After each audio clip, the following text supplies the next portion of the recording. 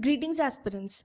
Welcome back to the Daily Current Affairs by CivicCentre IAS, where we try to discuss articles from the Hindu, Indian Express, PIB from the UPSC CSE prelims perspective. Displayed are the list of articles which we are going to discuss in today's video. The first article says that the President has given delegated powers to appoint members to boards, authorities or commissions in Delhi to the Lieutenant Governor, further strengthening his hands. In this context, let's know about the Lieutenant Governor, in short the LG. Firstly, talking about the constitutional provisions, note that as per the Article 239, every union territory in India shall be administered by the President through appointment of an administrator. Therefore, a Lieutenant Governor shall be appointed in the union territories of Andaman and Nicobar Islands, Puducherry and Delhi. But know that the Lieutenant Governor shall be regarded as an administrator of the UT and not as the constitutional head as that of the Governor. However, the 69th Constitutional Amendment Act of 1991 introduced Article 239AA, which created an elected Legislative Assembly and a Council of Ministers, including the Chief Minister, for the National Capital Territory of Delhi, in short, the NCT. This assembly has the power to make laws for NCT with respect to any of the matters under the state or concurrent list of the 7th schedule, except the public order, the police and the land matters. Further, the LG of Delhi was designated as the administrator of the NCT. For your information, remember that only 3 union territories, which are Andaman and Nicobar, Delhi and Puducherry, have the Lieutenant Governors. Moving ahead, let's see the powers of the LG. Firstly, the Lieutenant Governor acts on the aid and advice of the Council of Ministers, including the Chief Minister, except when he or she is compelled to act in his or her discretion by or under any law. Next, if the LG and ministers disagree on any issue, the LG shall be referred it to the President for the decision and act accordingly. Further, when such a decision is pending with the President, it shall be competent for the LG to take prompt action in any scenario where the matter is urgent. Additionally, under Article 239AB, the President may, on the receipt of a report from the LG or otherwise, suspend the operation of any provision of the Article 239AA by its order. And this is done in a situation in which the administration of the NCT cannot be carried out in accordance with the provisions of Article 239AA. The next article says that the Centre plans to bring out a national policy on farmers producers organizations, in short the FPOs, and its draft will likely to be out in a fortnight, a government official said. In this context, let's talk about farmers producer organization, in short the FPOs. But before that, let's look briefly what a producer organization is. See, a producer organization is a legal entity formed by the primary producers such as farmers, milk producers, fishermen, weavers, rural artisans, craftsmen, etc. So, a PO can be a producer company, a cooperative society or any other legal form which provides for sharing of profits or benefits among the members. Further, in some forms like producer companies, institutions of primary producers can also become members of the producer organizations. Now, let's see about the farmer producer organizations, in short the FPOs. Know that it is one of the type of producer organization where the members are the farmers. Significantly, the concept behind farmer producer organization is that farmers who are producers of the agriculture products can also form the groups. Therefore, to facilitate this process, the Small Farmers Agribusiness Consortium, in short the SFAC, was mandated by Department of Agriculture and Cooperation of Ministry of Agriculture in the Government of India. So, it supports the state governments in the formation of farmer producer organizations. Moving ahead, let's see the objectives of FPOs. Firstly, it provides the holistic and broad-based supportive ecosystem to form 10,000 new FPOs to facilitate development of vibrant and sustainable income-oriented farming, and it also provides holistic and broad-based supportive ecosystem for overall socio-economic development and well-being of the agrarian communities. Next, it enhances the productivity through efficient, cost-effective and sustainable resource use. Then, it also realizes higher returns through better liquidity and market linkages for their produce and become sustainable through collective action. Further, it also provides hand-holding and support to new FPOs up to 5 years from the year of its creation in all aspects of management of the FPOs, like the inputs, production, processing, and value addition, also market linkages, credit linkages, and use of technology, etc. Lastly, it provides effective capacity building to the FPOs to develop agriculture entrepreneurship skills to become economically viable and also self-sustaining beyond the period of support from the government. Now, if we talk about the eligibility, minimum of 300 members is needed, but only 100 members are sufficient in the northeastern hilly areas or the union territories. Know that it is registered as a legal entity under the Companies Act of 2013 or Cooperative Society Acts. Also remember that it must register with the FPO registry portal maintained by the central government. Further to your information, the Central Nodal Department is the Department of Agriculture and Farmers Welfare, which allocate funds for the FPO development through convergence of central government schemes, and also it facilitates the institutional loans to the FPOs at the subsidized interest rates. Additionally, the Central Nodal Agency is the Small Farmers Agribusiness Consortium, which is located in the New Delhi. Further, moving to the next article, it says that the World Bank has forecasted a growth of 7% for the Indian economy for the current fiscal year, upping to its earlier estimate of 6.6%. Therefore, in the report India Development Update, India's Trade Opportunities in a Changing Global Context, which is released by the World Bank, it said that India's growth continued to be strong despite a challenging global environment. In this context, let's talk briefly about the World Bank. Know that it was created in the year 1944 as the International Bank for Reconstruction and Development, in short, the IBRD, along with the IMF, which stands for International Monetary Fund. Further, the IBRD later became the World Bank.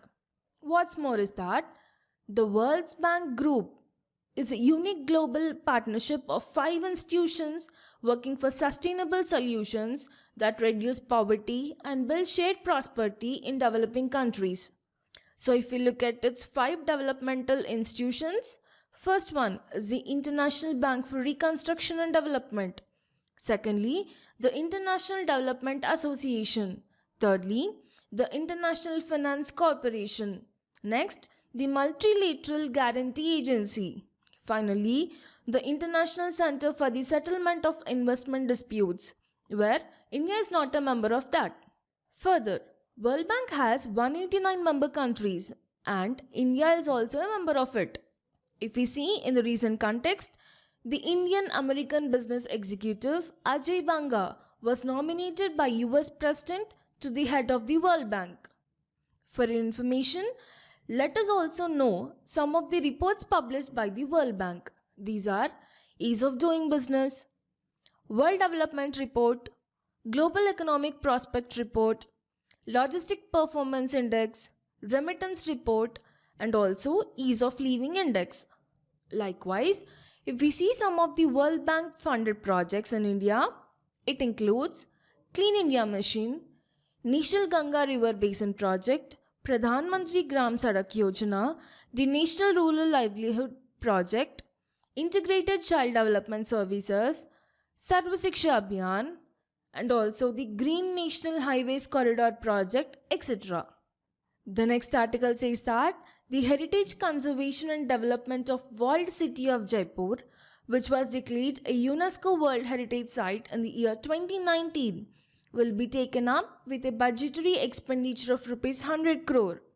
So in this context, let's talk about UNESCO World Heritage Site. Interestingly, a World Heritage Site is a location having an outstanding universal value. Significantly, this World Heritage Site is a landmark or area with legal protection by the international convention administered by the United Nations Educational, Scientific and Cultural Organization, in short, the UNESCO. So, World Heritage Sites are designated by the UNESCO for having cultural, historical, significant or other forms of the significance. Know that the 191 state parties have ratified this World Heritage Convention, including India. Now, if you look at the India and UNESCO World Heritage Sites, note that India formally signed the convention on November 14th in the year 1977. Currently, there are 43 UNESCO World Heritage Sites in India. Out of this, 35 are cultural, 7 are natural and 1 is the mixed heritage sites. Remember that the Ajanta Caves, Ellora Caves, Agra Fort and Taj Mahal are all included in the list of UNESCO World Heritage Sites in the year 1983. So, these were the first sites from India to be added to the list. For your information, the mausoleums, which are the mound burial systems of Ahom dynasty, included in the 2024, which is the latest addition from the India. And further, the Hoysala temples from the Karnataka and the Shantiniketan from West Bengal state were added in the year 2023. Now, if we talk about Jaipur, which is given in the article, so in the year 2019, Jaipur has been given the status of World Heritage Site. Interestingly, Jaipur has become the second city of the country after Ahmedabad to get its recognition. Remember that the walled city of Jaipur in Rajasthan was founded in the year 1727 AD under the Savai Jai Singh II. Know that it also serves as the capital city of state of Rajasthan. Significantly, the city was granted heritage site for its value of being an exemplary development in town planning and architect that demonstrates an amalgamation and important exchange of ideas in the late medieval period. Additionally, in the town planning, it shows an interchange of ancient Hindu, Mughal and contemporary Western ideas that resulted in the form of the city. The next article is that the Defence Acquisition Council, in short the DAC, which is chaired by the Defence Minister Rajnath Singh, on accorded acceptance of necessity, has taken the preliminary step of the long procurement process for 10 capital acquisition proposals amounting to Rs 1,44,716 crore. In this context, let's talk about Defence Acquisition Council. Notably, it is the highest decision-making body of the Defence Ministry on procurement. Here, the main objective of DAC is to ensure expeditious procurement of the approved requirements of the armed forces in terms of capabilities, sort and time framework prescribed by optimally utilizing the allocated budgetary resources. Further, it was formed after the group of ministers' recommendations on reforming the national security system in the year 2001, that is after post-Kargil war in the year 1999. If we look at its consumption, DAC is chaired by the Defence Minister and its members include the Chief of Defence Staff and the Chiefs of Army, Navy and Air Force. Further, if we see the functions, first, it gives in principle approval of a 15-year long-term integrated perspective plan for the defence forces. Next, it looks the accord of acceptance of necessity to the acquisition proposals. Further, it categorizes the acquisition proposals relating to buy, make and make. Then, it also looks into issues relating to the single vendor clearance. Further, it takes the decisions regarding the offset provisions in respect of acquisition proposals above Rs 300 crore. Additionally, it takes the decisions regarding the transfer of technology under the buy and make category of acquisition proposals. Finally, it also does evaluation of the field trials. Now, moving to the next article, the Union Home Ministry announced that the ongoing online process for nominations and recommendations for the Padma Awards for the year 2025 will conclude on the September 15th. In this context, let's know about the Padma Awards. See, the Padma Award are the one of the highest civilian honors of India announced annually on the eve of the Republic Day. Know that the awards are given in three categories. Firstly, the Padma Vibhushan, which is given for exceptional and distinguished service. Secondly, the Padma Bhushan for distinguished service of higher order. Lastly, the Padma Shri for distinguished service. Significantly, the award seeks to recognize achievements in all fields of activities or disciplines where an element of public service is involved. Remember that these three classes, namely Pehla Varg, Dusra Varg and Teesra Varg, were subsequently renamed as Padma Vibhushan, Padma Bhushan and Padma Shri with presidential notification issued on the January 8, 1955. If we look at the eligibility for Padma Awards, all persons without distinction of race, occupation, position or sex are eligible for these awards. However, the government servants, including those working with the PSUs, except the doctors and scientists, are not eligible for these awards. Next, if we look at the selection process, any citizen of India can nominate a potential person, or interestingly, one can even nominate one's own self. Here, all nominations are to be done online, where a form is to be filled along with the details of the person or the organization being nominated. Finally, the awards are conferred on the recommendations made by the Padma Awards Committee, which is constituted by the Prime Minister every year.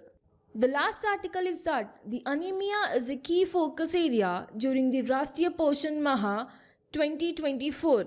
In this context, let's talk about the anemia, which is one of the major themes through which this year Poshan Maha is being celebrated. And further, anemia has always been one of the key focus areas under Jan Andolan so far. To your information, the WHO defines anemia as a condition where the number of red blood cells or the hemoglobin concentration within them is lower than the normal, so that this comprises immunity and impedes cognitive development. But what are its causes? See, iron deficiency is the most common cause of anemia, although other conditions such as folate, vitamin B12 and vitamin A deficiencies, and further chronic inflammation, parasitic infections, also the inherited disorders can all cause the anemia. Additionally, some conditions that may lead to anemia are, they include pregnancy, heavy periods, blood disorders or cancers or inherited disorders and infectious diseases.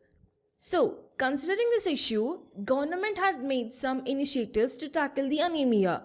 First is the Anemia Mukt Bharat, which was launched in the year 2018 as part of this intensified National Iron Plus Initiative program for accelerating the annual rate of decline of anemia from 1 to 3 percentage points.